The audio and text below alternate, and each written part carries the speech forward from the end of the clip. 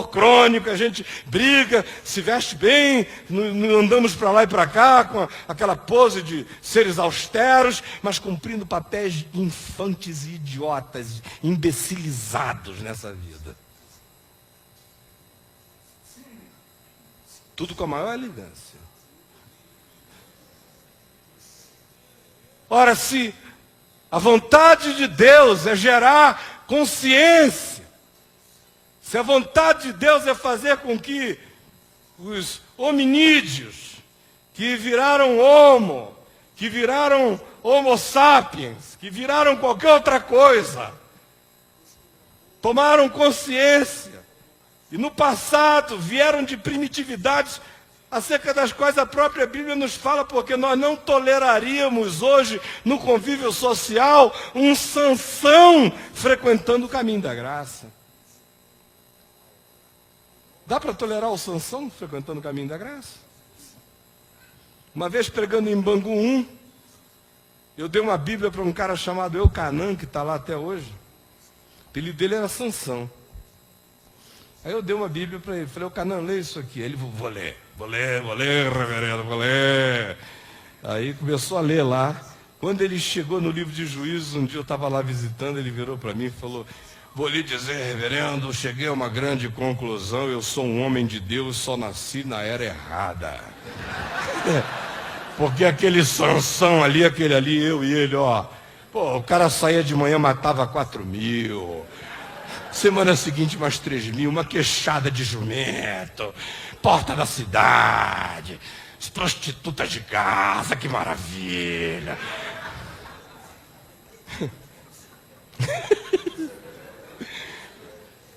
Ora, até nos registros da Bíblia, que não são tão amplos e não pervadem, não perfazem um campo histórico de um espectro tão extenso assim, você observa a evolução das relações conjugais, sociais, percepção de troca, tudo mudou,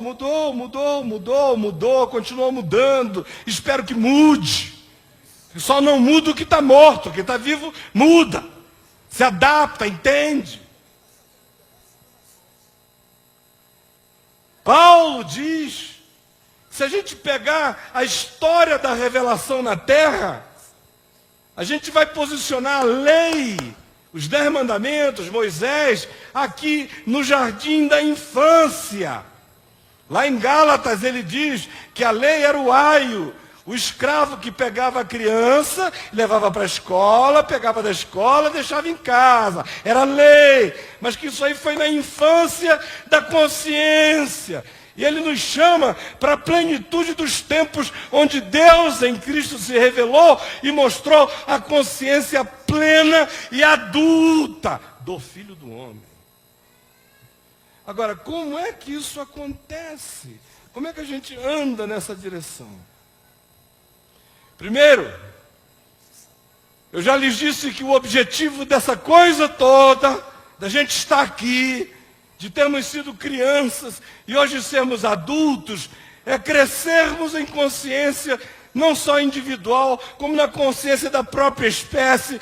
Tanto há uma viagem linear da civilização que vem da sua infância para a sua maturidade, do mesmo modo como há em mim, que vem da minha infância para a minha maturidade orgânico, físico, psicológico, mas que não pode parar aí. Eu tenho que crescer para a minha maturidade espiritual, para desenvolver a mente de Cristo.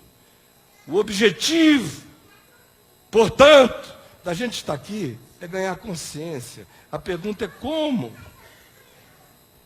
Olha aqui para mim. Do mesmo modo como Deus cria os universos e os mundos, Ele cria na nossa vida. É só a gente tirar o nome moral das catástrofes ou das intervenções da vida que a gente vai ver como é que Deus cria.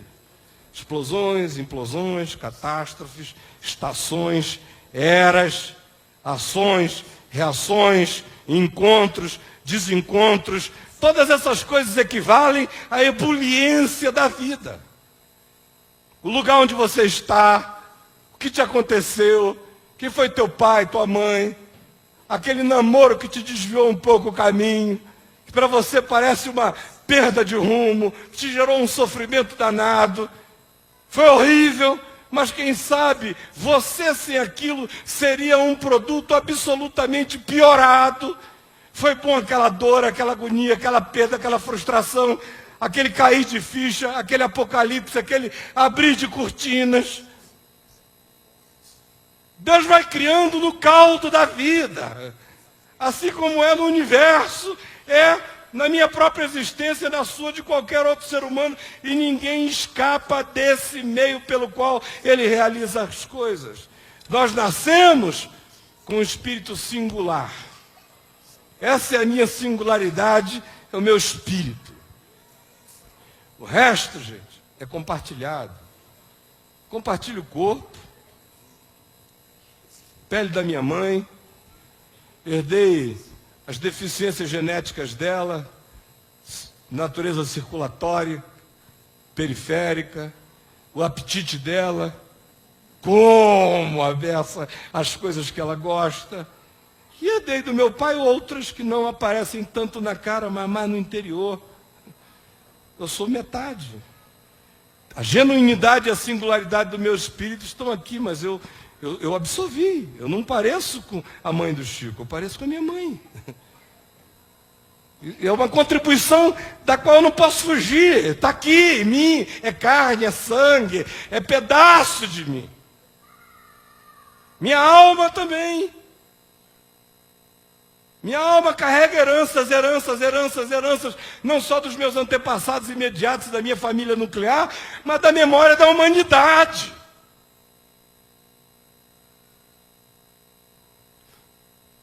Eu faço parte desse processo.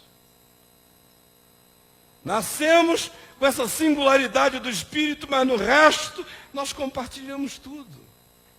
E todas as coisas acontecem a todos. Todas as coisas acontecem a todos. Mas é a maneira de enxergar o que nos acontece, aquilo que gera ou não consciência em nós. Olha aqui para mim. Todas as coisas acontecem a todos. Mas é a maneira como a gente enxerga o que nos acontece, o que gera ou não consciência em nós. Acontecer, acontece para todo mundo, ninguém escapa.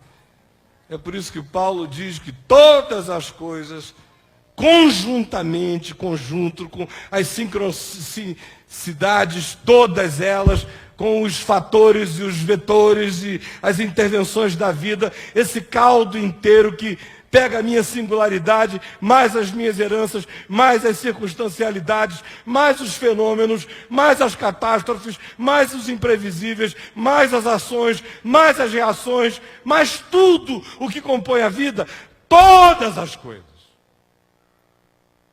cooperam conjuntamente para o bem daqueles que amam a Deus. Senão é só desgraça.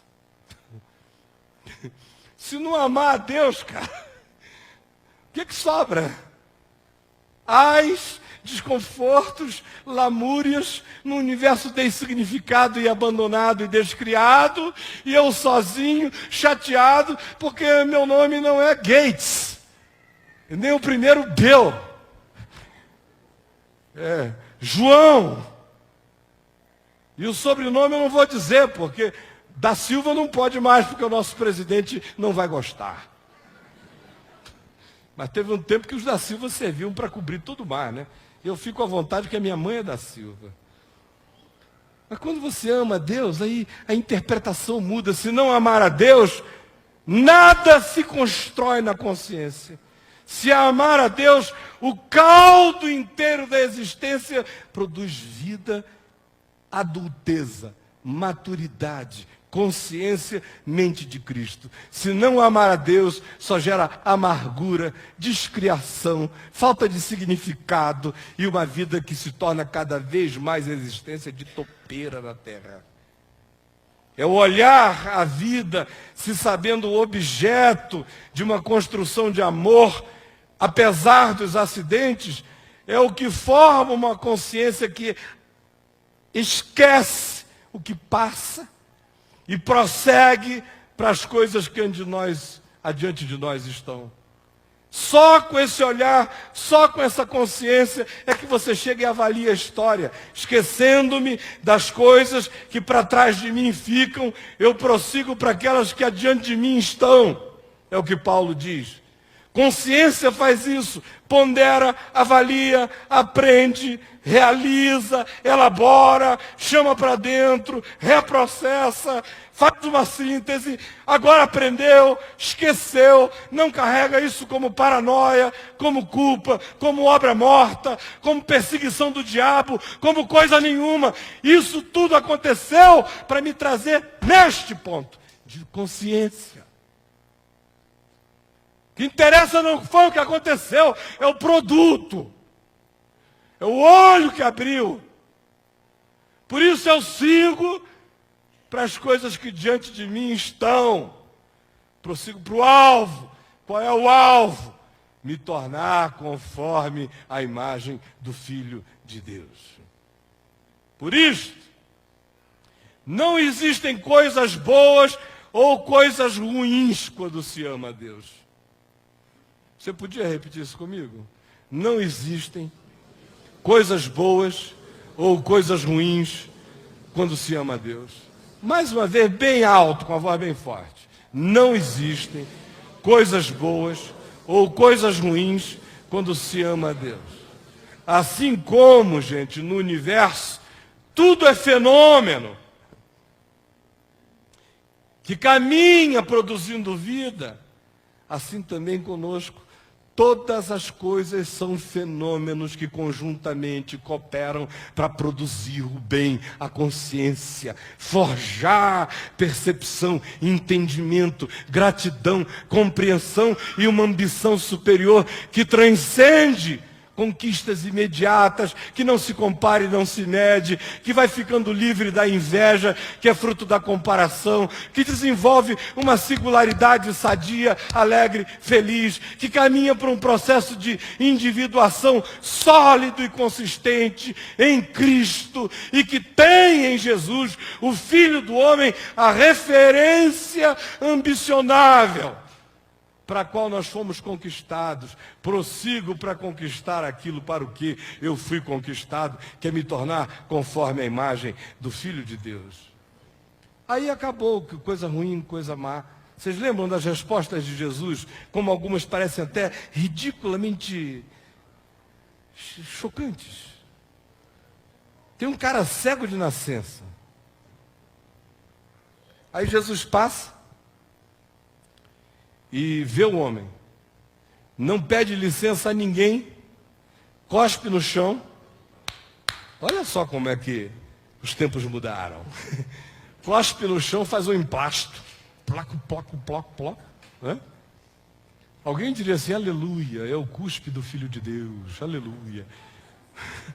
Para o cego era uma gororoba, meu amigo. Plafete, vupo, vupo, vupo, vupo, emplasta na cara do bichinho e diz, agora vai e lava-te. O cara disse, é claro, você acha que eu vou ficar com isso aqui na minha cara pro resto da vida? Vou lavar na hora. Me leve pro tanque de Siloé. Estou pensando que ele foi lá por obediência, foi por agonia, para tirar o emplasto. Aí quando ele lavou a porcaria, ficou vendo.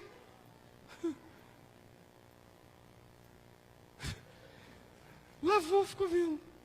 Aí alguém perguntou, Senhor, olha uma pergunta cretina, né? Quem pecou? Este ou seus pais, para que nascesse cego? E dá vontade de embolachar esse tipo de gente, sabe? Quem pecou, Senhor? Foi a tua mãe que pecou. Ele é filho da tua mãe, não é do teu pai, não. Essa vontade que dá de responder para um cara desse. Foi tua mãe, ó, nas escondidas, na calada da noite. Quem pecou? O cara só nasceu cego, meu Deus. Muito, muito, muito menos ruim do que nascer burro. Muito menos ruim do que nascer bonito pra caramba, sem nada na alma. Nasceu cego. Assim como você nasceu vendo. Ele nasceu cego.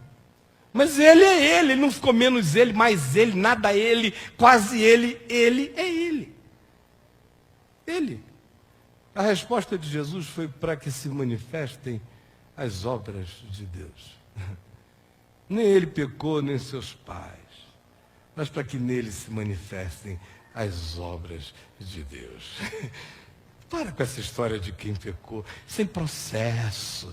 Esse cara acredita que Deus vê, acredita que Deus ama.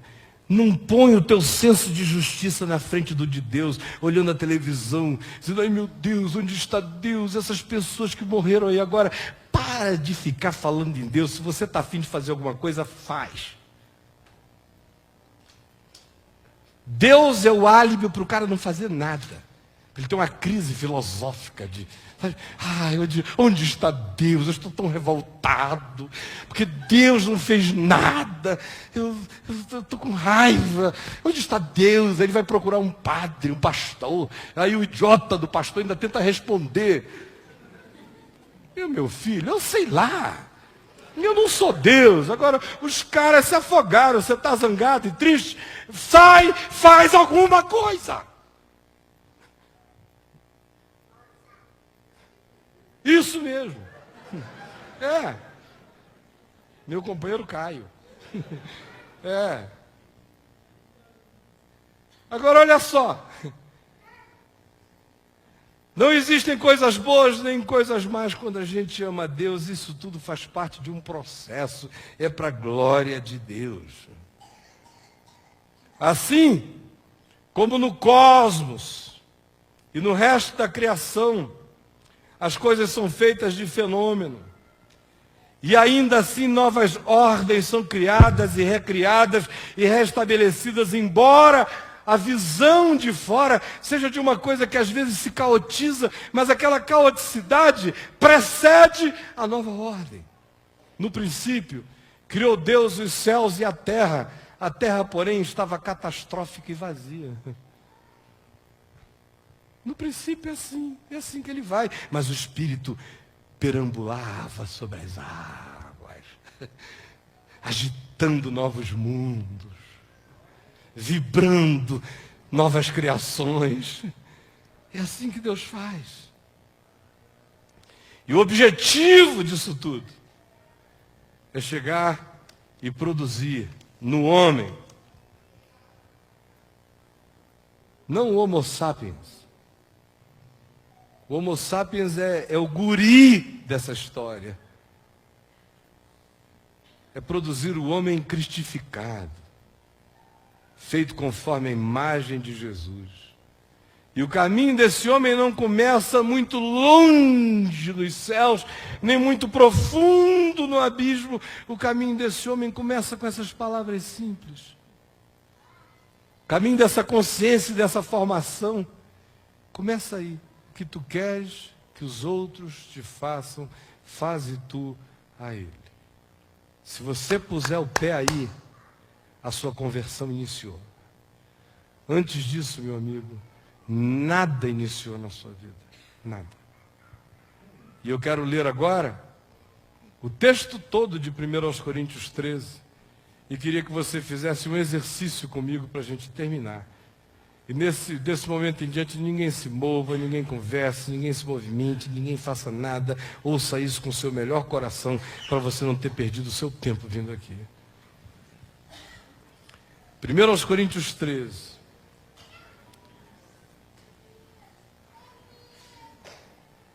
Eu só queria que a gente substituísse a palavra amor, que ficou tão desgastada e tão distante, que quando a gente fala em amor, a gente está sempre falando naquela coisa que é maravilhosa, mas que está para além da gente.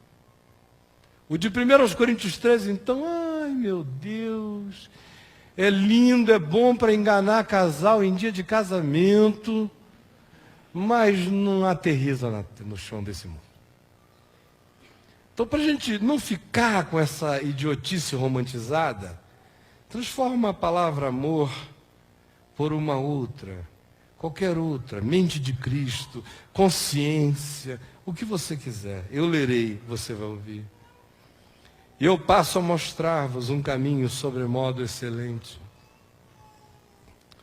Ainda que eu fale as línguas dos homens e a dos anjos, se eu não tiver consciência, serei como bronze que soa, ou como símbolo que retine. Ainda que eu tenha o dom de profetizar, e conheça todos os mistérios e toda a ciência, ainda que eu tenha tamanha fé ao ponto de transportar montes, se eu não tiver consciência e entendimento no amor e na graça de Deus, nada serei. E ainda que eu distribua todos os meus bens entre os pobres, e ainda que eu entregue o meu próprio corpo para ser queimado, se isso não for fruto da consciência que nasce da certeza do chamado para sermos conforme a imagem do Filho de Deus, e Deus é amor, se não tiver essa consciência, nada disso me aproveitará. A verdadeira consciência é paciente, é benigna. A verdadeira consciência não arde em ciúmes, porque não entra em disputas. Não se ufana, não se jacta, porque qualquer consciência verdadeira não tem ufania. Não se ensoberbece, porque se ensoberbece, não é consciente. O que é consciente não se ensoberbece. Não se conduz inconvenientemente. Não procura os seus interesses. Não significa dizer que ele não sai de casa e resolve os problemas da vida. O que se está dizendo é que a consciência não se torna megalomaníaca em relação a pensar que você é o epicentro da existência. Não se exaspera. Não se ressente do mal. Consciência genuína não se ressente do mal. Só se ressente do mal quem acha que qualquer ação do outro pode me fazer mal, mas quando você tem consciência, ninguém tem mais o poder de te fazer mal. O cara só está fazendo mal a ele mesmo, não mais a você. Você está liberto do mal. A verdadeira consciência não se alegra com a injustiça. Não faz como um deputado que me ligou essa semana para me dar uma boa notícia de que um cara que tinha me feito mal a beça no passado estava todo ferrado. Me ligou e disse: olha, eu tenho uma boa notícia para lhe dar, reverendo. Falei: qual é? Sabe o fulano? Ficou 30 anos fazendo isso e aquilo. Olha só o que aconteceu com ele. Ele me contou lá uma história que não era novidade, eu já conhecia as histórias há 30 anos, isso foi só um episódio mais recente. Aí eu fiquei ouvindo, ele falou: estou lhe dizendo isso assim para lhe alegrar o coração com a justiça de Deus. Falei: meu irmão, pelo amor de Deus. Eu conheço a mulher desse cara, o nome dela é tal, os filhos dele, um fulano, Beltrano, não sei quem. Eu conheço ele é o fulano. Ele viveu como um calhorda. Mas eu não estou alegre com o que está acontecendo com ele, com a maldade. Eu estou pedindo a Deus que isso contribua para o bem dele, que haja uma chama de amor de Deus no coração dele, para ele, que já está idoso, não morrer nessa vagabundagem espiritual. E se acordar enquanto é tempo. A consciência não se alegra com a injustiça. A consciência regozija-se com a verdade. Onde há verdadeira consciência conforme a mente de Cristo, aí tudo se sofre, não porque se tenha prazer no sofrer, mas porque se suporta. A consciência suporta. A consciência crê. A consciência espera. A consciência cresce, cresce, cresce. E ela só é consciência se é fruto do amor, por isso jamais acaba. Mas havendo profecias que dividem igrejas, fazem surgir denominações, que atraem multidões. Vamos lá que tem uma unção, tem um irmãozinho fazendo profecia. Sem nenhuma consciência, coitado, é um chimpanzé carismático. e um monte de outros.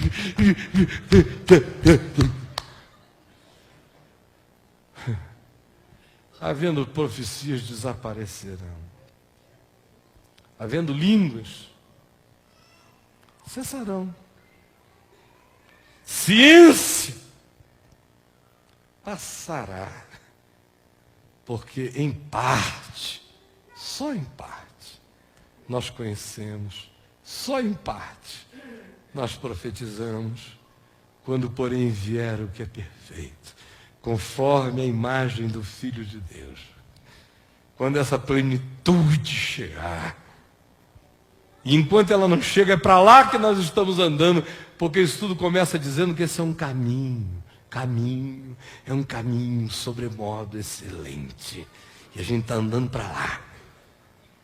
Quando porém vier o que é perfeito, então o que é em parte, pelo que a gente briga e mata hoje, será aniquilado. Você está brigando pelo que não vai existir. Será aniquilado. Completamente extinto, deletado. Quando eu era menino, vocês não queiram saber o que eu fazia quando eu era menino?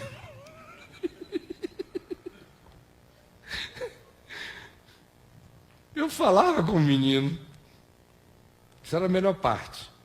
Eu sentia como menino. Era legal. Eu pensava como menino. Não era, não. Quando cheguei a ser homem, eu desisti das coisas de menino. Isso tudo é uma metáfora. Onde ele está dizendo, olha, toda essa brigalhada de vocês é briga de criança, de quem ficou sofrendo de síndrome de Down espiritual.